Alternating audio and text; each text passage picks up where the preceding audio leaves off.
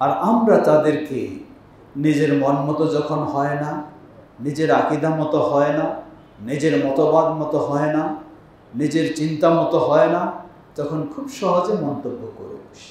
বিশেষ করে এই যুগে, ফিতনার যুগে মানুষকে বিভ্রান্তিতে নিয়ে যায় সাহাবায়ে কেরামের বিষয়ে সংশয় ভিতরে তৈরি করে দেয়।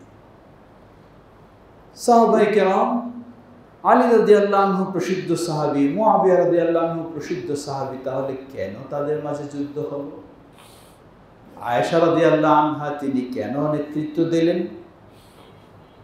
এই হলো সেই হলো কেন? এই সব প্রশ্ন তুলে আপনার ভিতরে একটা সংশয় তৈরি করে দেয়। আপনার যখন গভীর জ্ঞান নেই, আপনি খুব সহজেই ভাবেন ঠিকই তো, তারা যদি এতই সম্মানী, এতই ভালো ব্যক্তি হন, তাহলে কেন তাদের এই অবস্থা?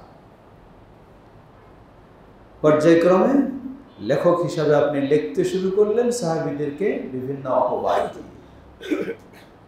বক্তা হলে বক্তব্য শুরু করলেন এই অবস্থা। এই সব বিষয়গুলি কয়েক শ্রেণী, কারা এইগুলি করে সেটি একটু সংক্ষিপ্ত আলোকপাত করব।